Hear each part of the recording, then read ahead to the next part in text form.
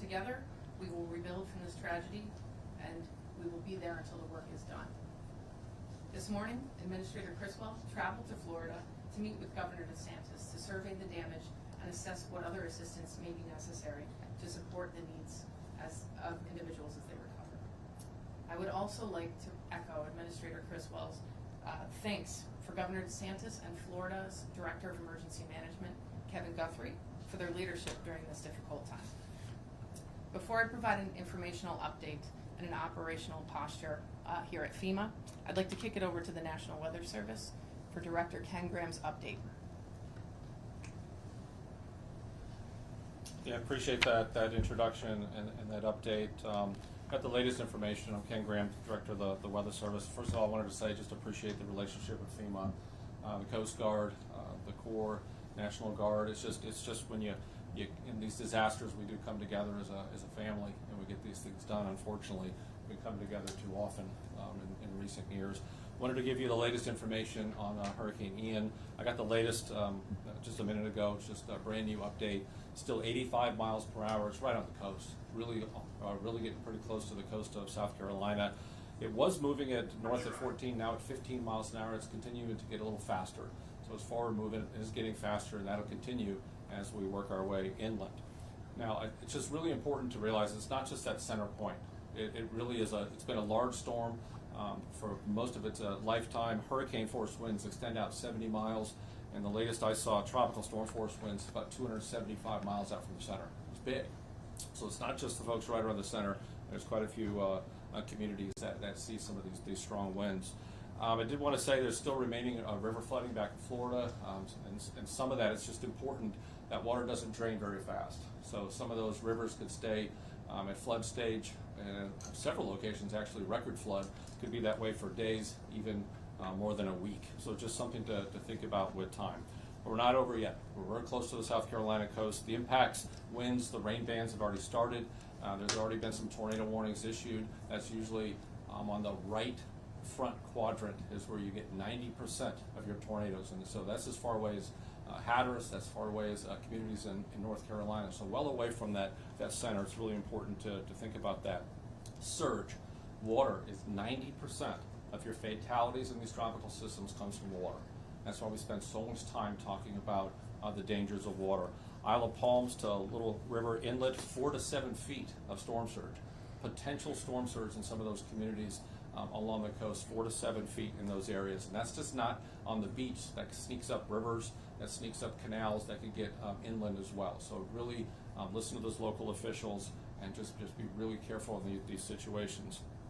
Not just there. Look how far it goes away from the center. It's just incredible. It's just an important point that we got to make. Little River Inlet to Cape Fear, 3 to 5 feet of storm surge potential. Cape Fear to Duck, North Carolina, 2 to 4 feet. And when I say those numbers, that's inundation. That's above ground. That's water up your pant leg. And I say it almost every one of these media events. I'm 6'5", 6'6". So when I'm talking 7 feet of storm surge, you can see it right here. That's about a foot above my head. It's really important to think of it that way. Rain, inland rain, not just along the coast, but inland rain, 4 to 6 inches in some areas. Some places could get 12 inches of rain from what's left of Ian as we move inland. So that's huge. Charleston, Charlotte, Wilmington, Roanoke, Hatteras, any one of these areas could see significant rain. There's terrain here too. So it's not just ponding water. There's terrain in the Appalachians, the mountains. You can get flash flooding. So even well inland in some of these mountain communities, you can see that fast-flowing water, and it can be incredibly dangerous. So, and the last reminder, those are the direct impacts. Just a strong reminder, the biggest reminder I could give here. It's just dangerous after the storm too. All right. So for communities watching, you got to be careful getting outside. There's power lines down. There's debris. Just so dangerous to be on the roads. Don't drive your car where water covers the road. Half of those fatalities inland from the flooding, half of those come from driving automobiles into the water. Half of them come from cars. So you got to stay out of the water. And the last one is, generators have become readily available in these communities. I just can't urge this strong enough. Be careful with the generators. When the power's out, know how to use a generator, right? Don't keep them in the house. Don't put a generator in the house. Don't put it by an open window. Don't put it in your garage. It's got to be well away from your house. It's just a dangerous situation. And a lot of these hurricanes have seen more fatalities after the fact, especially with the generators, than we do from the direct fatalities. So it's something to remember as we go through this storm. So I appreciate everybody being here. This latest update on the hurricane.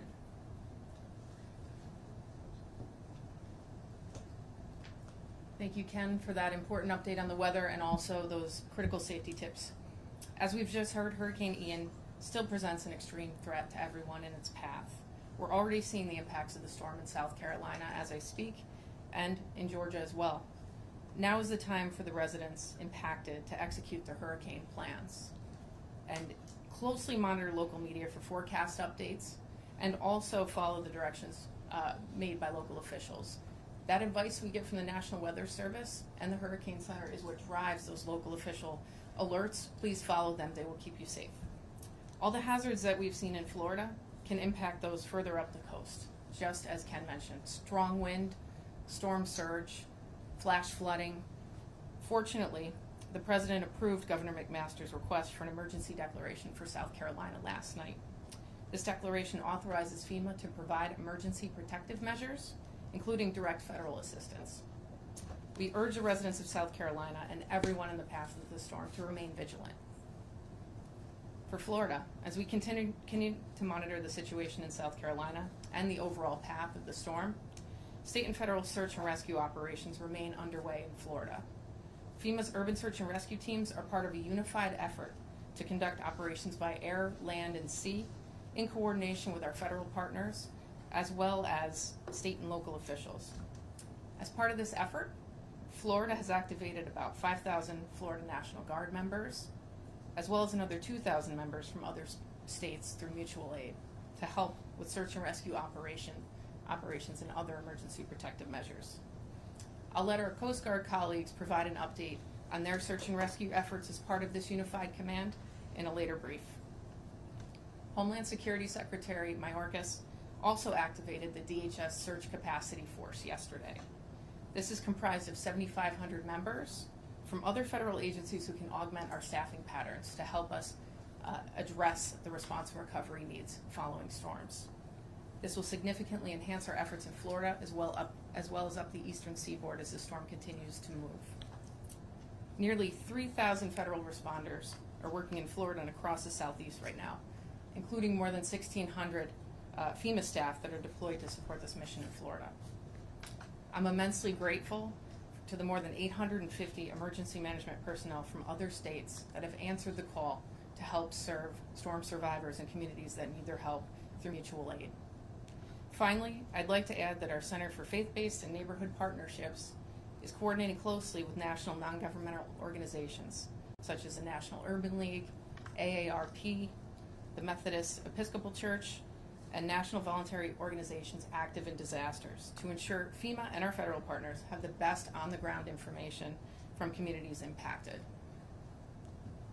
Thanks to President Biden's swift approval of Florida's major disaster declaration, FEMA assistance is now available to help impacted individuals across designated counties to help jumpstart the recovery.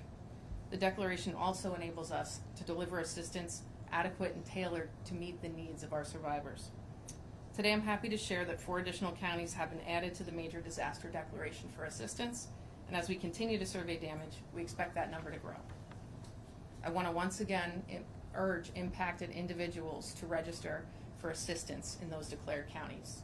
You can do this by visiting disasterassistance.gov, using the FEMA app, or dialing 1-800-621-FEMA. That's 1-800-621-3362 to start your registration process to get the assistance and the services that you need. In addition to all 67 counties and the Miccosukee tribe, Indians of Florida, and the Seminole tribe of Florida, they're all eligible for emergency protective measures as well, including search and rescue efforts.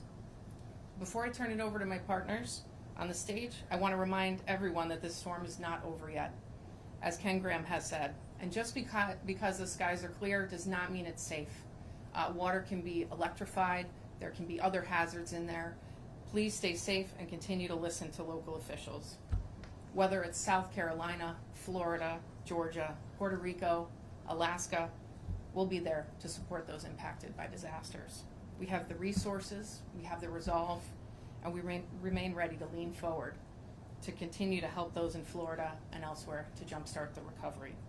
Thank you, and with that, I'll turn it over to Daniel Yargus, who will provide our Spanish language update.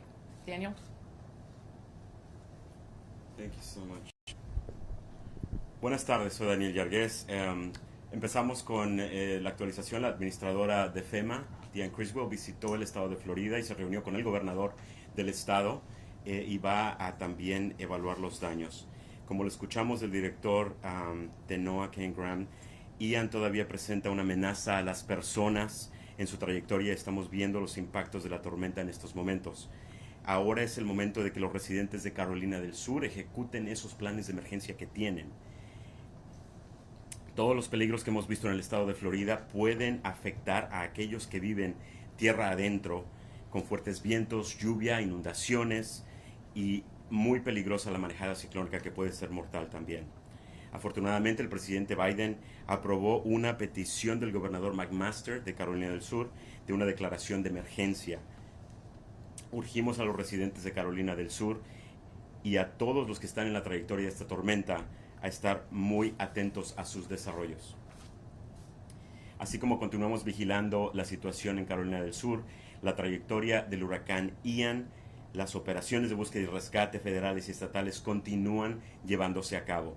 Tenemos equipos de búsqueda y rescate urbanos, son parte del esfuerzo unificado para llevar a cabo operaciones por aire, tierra y agua, en coordinación con nuestros socios federales, incluyendo a la Guardia Costera de los Estados Unidos, el Departamento de Defensa, el Departamento del Interior y autoridades estatales de Florida y locales también. Y como parte de este esfuerzo, Florida ha activado alrededor de 5,000 miembros de la Guardia Nacional y a 2,000 miembros de otros estados para asistir a la respuesta, incluyendo equipos también de búsqueda y rescate. Nuestros socios de la Guardia Costera proveerán más detalles de sus operaciones en unos momentos. El secretario del Departamento de Seguridad Nacional de los Estados Unidos, Alejandro Mayorkas, ha activado la fuerza laboral adicional con 7,500 miembros de otras agencias federales que están ayudando a suplementar nuestra fuerza laboral en FEMA. Esto aumentará de manera significativa nuestros esfuerzos en el estado de Florida.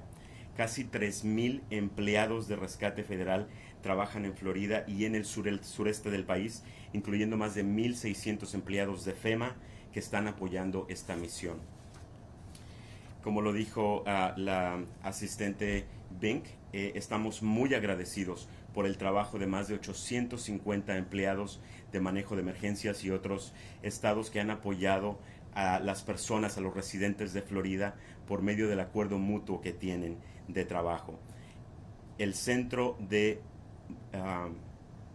Municipalidades y Trabajos de Culto está coordinando muy de cerca con organizaciones no gubernamentales como National Urban League, AARP, la Iglesia Metodista Episcopal Africana y otras organizaciones voluntarias activas en desastres para asegurarse de que FEMA, sus socios federales, tengan la mejor información disponible para las comunidades afectadas.